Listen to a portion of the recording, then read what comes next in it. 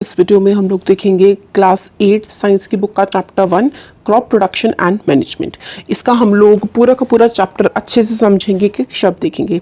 तो जो पहेली और भूजू हैं वो समर वेकेशन के लिए अपने अंकल के गांव गए थे, तो उन्होंने खुरपी और शॉवल प्लो ये सब देखा और ये सब फील्ड में यूज होता था। तो आप लोगों ने पहले भी पढ़ा हुआ है कि ऑर्गेनिजम्स जो होते हैं उनको खाना चाहिए होता है। प्लांट्स अपना खाना खुद बना लेते हैं, और प्लांट्स कैसे बनाते हैं अपना खाना? फोटोसिंथेसिस के प्रोसेस से बनाते हैं। और एनिमल्स जो हैं अपना खाना वो किससे लेते हैं? एनिमल्स और ह्यूमंस जो है वो अपना खाना पेड़ों से लेते हैं। तो हम लोगों ने ये भी पढ़ा हुआ है कि एनर्जी जो है वो हम लोगों को खाना खाने से मिलती है।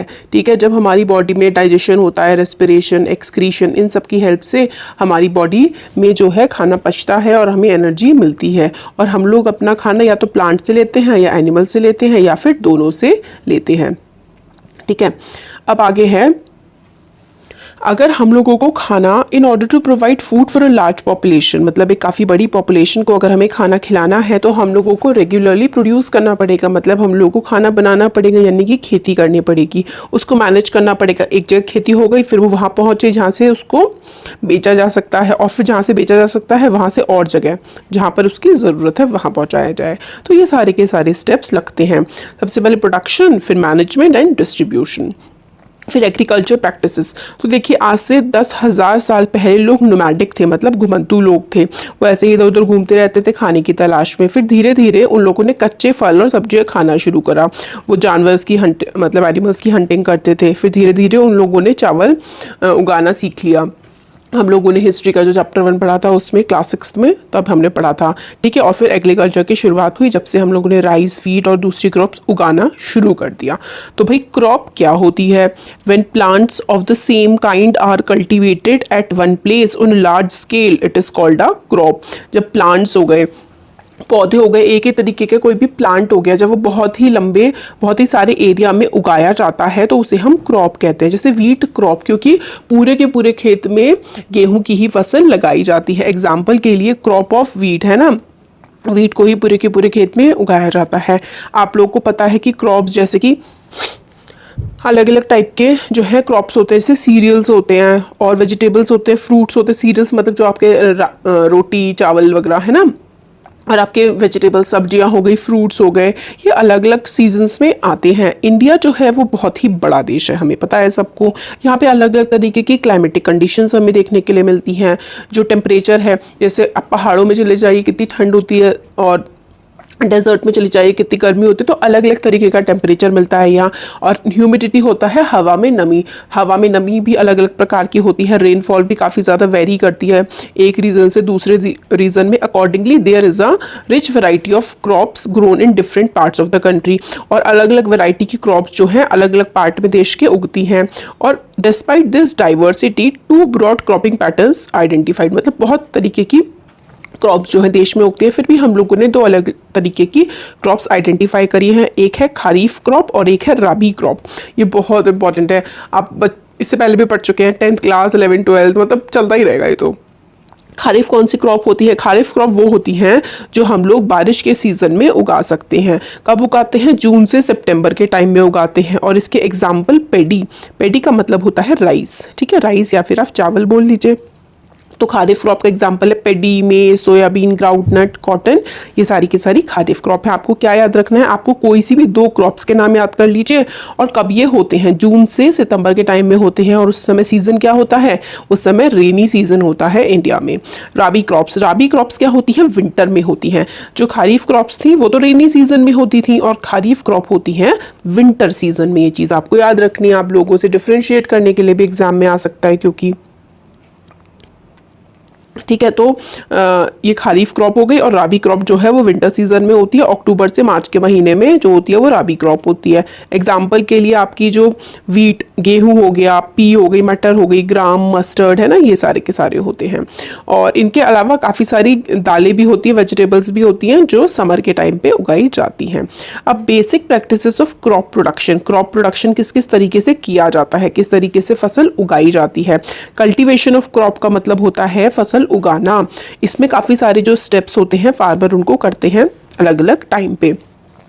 ठीक है। और ये सारी की सारी चीज़ें जो है आप जैसे घर में भी पौधे वगैरह लगाते हैं, है ना, तो अब जो ये सारी जो प्रैक्टिसेस है ना, ये सारी की सारी क्या है प्रैक्टिसेस, इनको हम एग्रीकल्चरल प्रैक्टिसेस कहते हैं। और यही अब आगे पूरे के पूरे यही सारे के सारे जो 7 पॉइंट्स है ना, इसको ही हम पूरे चैप्टर में पढ़ेंगे कि कैसे सॉइल प्रिपेयर होती है, फिर सोइंग और सारा का सारा इसमें देखते हैं।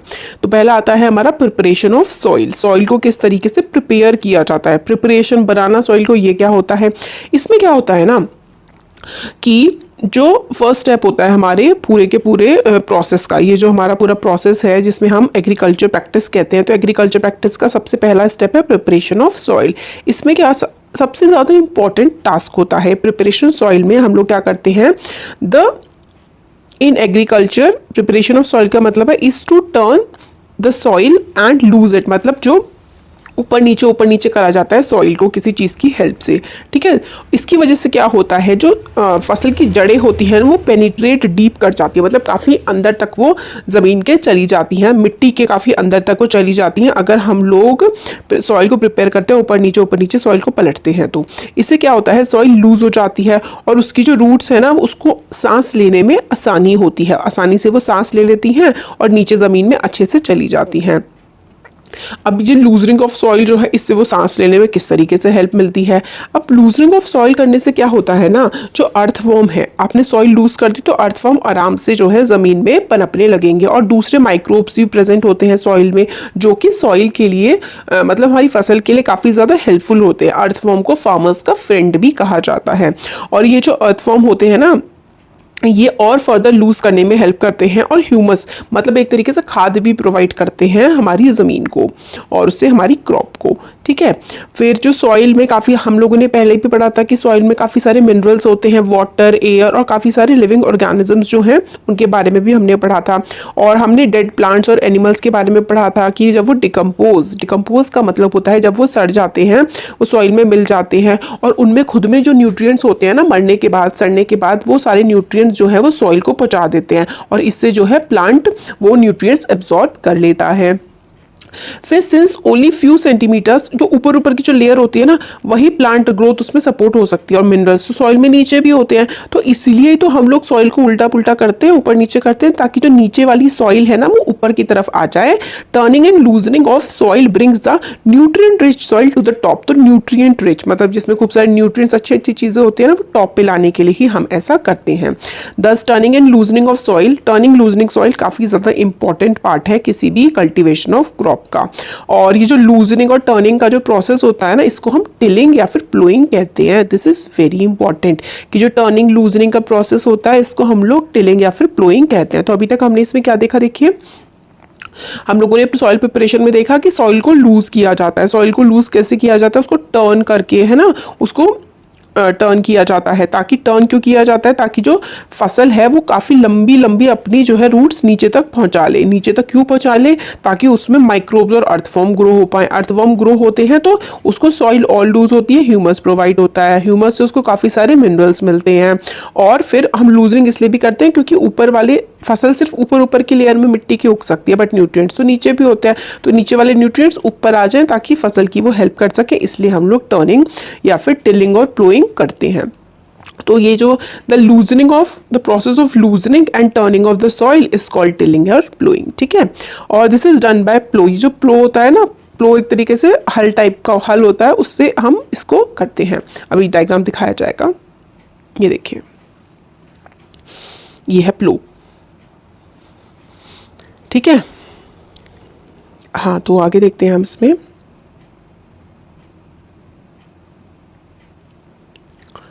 हाँ ठीक है, और फिर उसके बाद हम लोगों ने प्लो से उसको टिलिंग कर दी, उसकी प्लोइंग कर दी।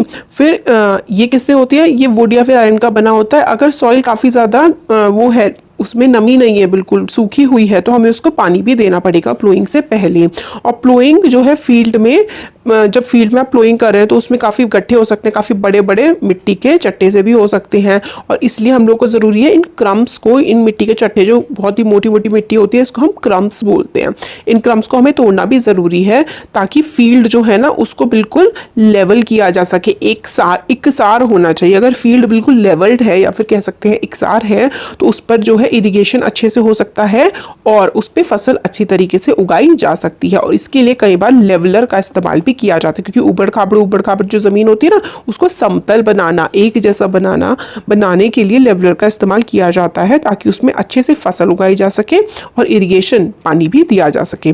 और फिर हम लोग क्या करते हैं, मैन्योर्स ऐड करते हैं। ठीक है, manure is added to the soil before tilling. Tilling करने, जो टिलिंग का प्रोसेस कर रहे थे ना, उससे पहले हम लोग मैन्योर ऐड करते हैं ताकि सॉइल को प्रॉपर न्यूट्रिएंट्स मिल सके। ठीक है, और प्रॉपर मिक्सिंग हो जाती है मैन्योर की सॉइल के साथ, और the soil is moistured before sowing. और ठीक है, फिर आपने सबसे पहले क्या करा, आपने उसमें मैन्योर मिला दिया। मैन्योर मिलाने के बाद आपने टिलिंग कर दी। टिलिंग, ठीक है, टिलिंग के साथ साथ आप लोग लेवलिंग भी करते जाते हैं। फिर उसके बाद आप उसको थोड़ा सा मॉइस्चर देते हैं, मतलब थोड़ा गीला कर देते हैं, और फिर उसके बाद उस पर आप फसल उगाते हैं। एग्रीकल्चर इम्प्लीमेंट्स, एग्रीकल्चर इम्प्लीमेंट्स का मतलब है क्या क्या इस्तेमाल होता है एग्रीकल्चर करने के लिए। तो सीड को सो करने से पहले ये ज़रूरी है कि सॉइल में जो भी क्लम्प्स, जो गड्ढे हैं, ये सब चीज़ों को निकाल दिया जाए ताकि फसल उसमें अच्छे से उगे। और ये काफ़ी सारे टूल्स की हेल्प से किया जाता है। मिट्टी को सही करने के लिए काफ़ी सारी चीज़ों का इस्तेमाल होता है, जैसे कि प्लो हो, कल्टीवेटर, ये सब क्या होते हैं ये देख लेते हैं। तो प्लो जो है ये एंशिएंट टाइम से, काफ़ी पुराने समय से इस्तेमाल किया जा रहा है सॉइल को टिल करने के लिए और फर्टिलाइजर्स को ऐड करने के लिए क्रॉप्स में। और वीड्स होती है जो ऐसे, आगे भी हम देखेंगे चैप्टर में, वीड ऐसे पौधे होते हैं जिसकी ज़रूरत नहीं होती है, जो प्लांट के न्यूट्रिएंट चुरा लेता है। ठीक है, वीड को उखाड़ने के लिए भी इस्तेमाल किया जाता है। और ये मिट्टी से बनता है, is drawn by a pair of bulls. ठीक है, और इस तरीके से जुताई करी जाती है। ये होता है ना, ठीक है, लकड़ी का बनता है और जो इसके नीचे हल टाइप का लगा होता है, और बैल इसको आगे आगे आगे आगे ले जा रहे होते हैं, और पीछे से मिट्टी को ये ठीक करता हुआ चला जाता है। तो ये होता है प्लो।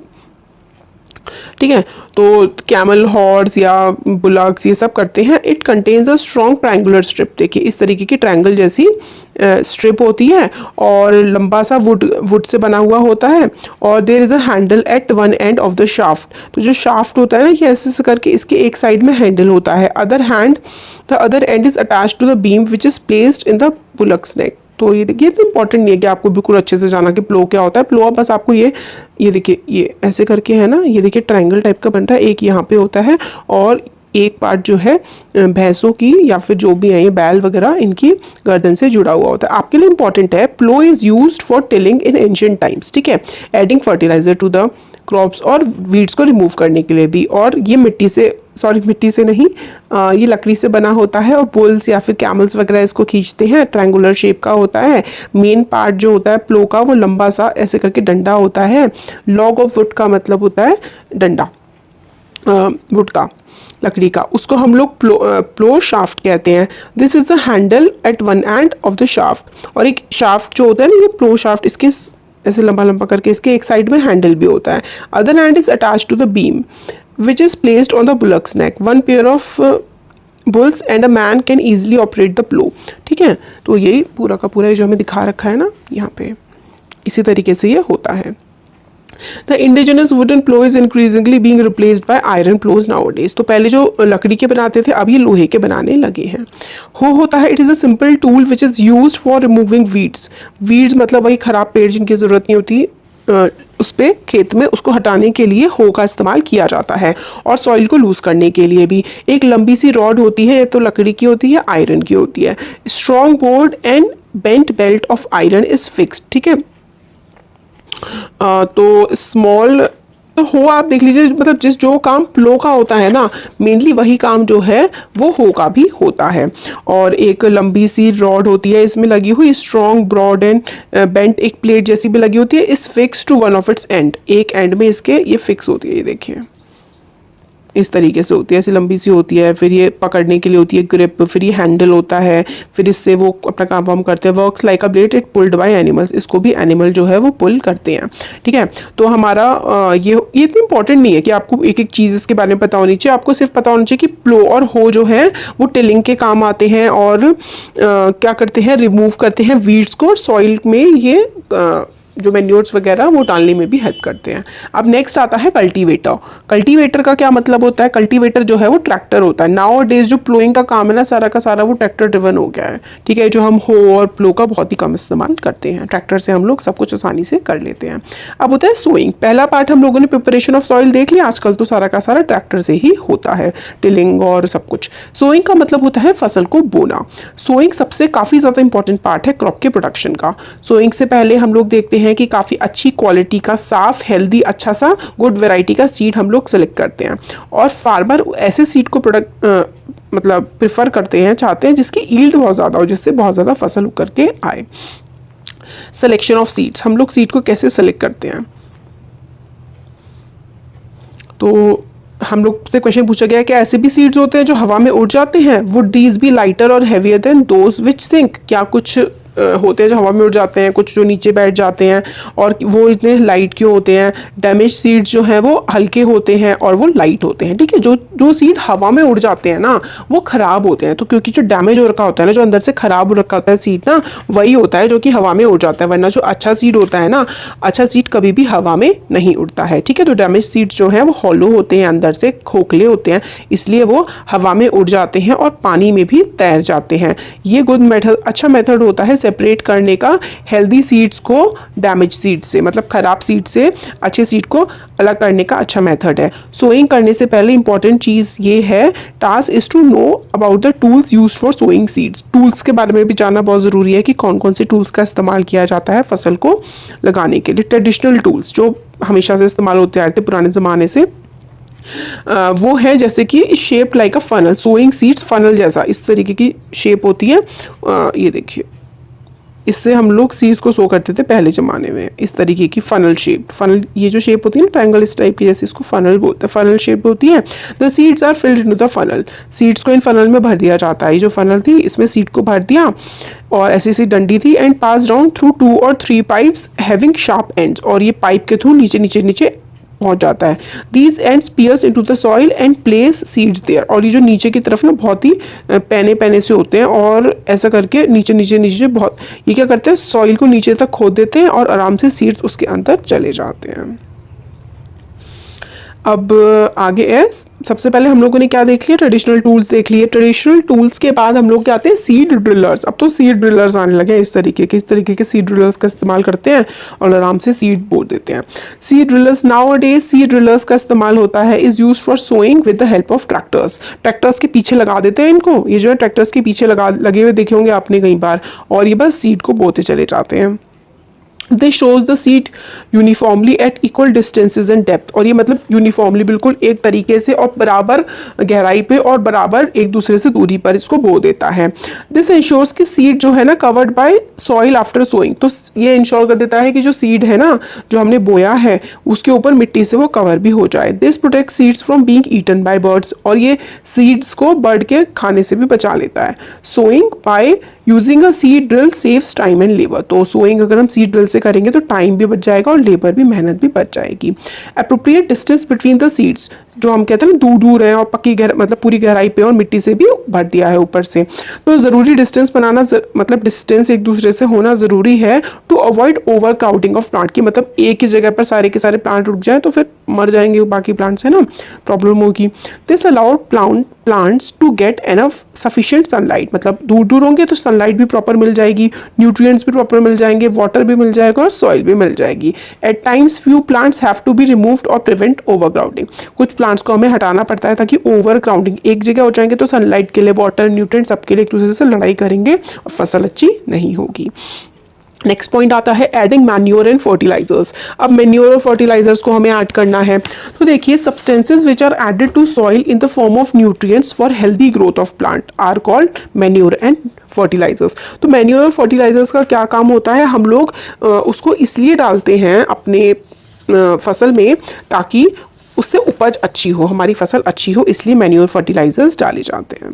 ठीक है, सॉइल जो है सप्लाई कर देती है काफ़ी सारे मिनरल न्यूट्रिएंट प्लांट्स को, मगर ये न्यूट्रिएंट्स जो हैं, जो न्यूट्रिएंट्स है ना, जो मिनरल्स न्यूट्रिएंट्स, ये काफ़ी ज़्यादा इंपॉर्टेंट होते हैं प्लांट की ग्रोथ के लिए। काफ़ी सारे एरियाज़ में plants grow crops after crop in the same field. मतलब प्लांट्स जो फार्मर्स जो है, किसान लगातार एक ही फील्ड पर क्रॉप लगातार उगाते जाते हैं और कभी भी उसको खाली नहीं छोड़ते लैंड को। अब न्यूट्रिएंट्स अगर लैंड को खाली छोड़ देते हैं ना तो न्यूट्रिएंट्स खुद ब खुद उसमें बनने के आ जाते हैं दोबारा, बट लैंड कभी खाली ही नहीं छूटता है तो उस पर न्यूट्रिएंट्स बनना मुश्किल हो जाता है। कंटिन्यूस कल्टीवेशन जो होता है ना क्रॉप्स का, वो सॉइल को पुअर बना देता है न्यूट्रिएंट्स में। इसकी वजह से फार्मर्स को मैन्योर ऐड करना पड़ता है फील्ड में ताकि सॉइल में न्यूट्रिएंट्स बने रहें, और इस प्रोसेस को ही हम मैन्योरिंग कहते हैं। मैन्योरिंग का मतलब होता है सॉइल में मैन्योर प्रोवाइड करना।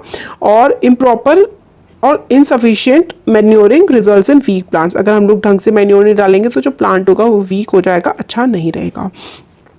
Manure is an organic substance, ठीक है, obtained from the decomposition of plant और एनिमल वेस्ट। ऑर्गेनिक सब्सटेंस मतलब नेचुरल होता है, और जो प्लांट सड़ जाते हैं, एनिमल्स का जो काउ डंग वगैरह होता है, वो सब लोग कुछ इसमें डाल दिया जाता है मैन्योर की फॉर्म में। Farmers dump plant and animal waste in pits, मतलब गड्ढों में डाल देते हैं, at open places and allowed to decompose, मतलब गड्ढों में डाल देते हैं और उसको सड़ने के लिए छोड़ देते हैं।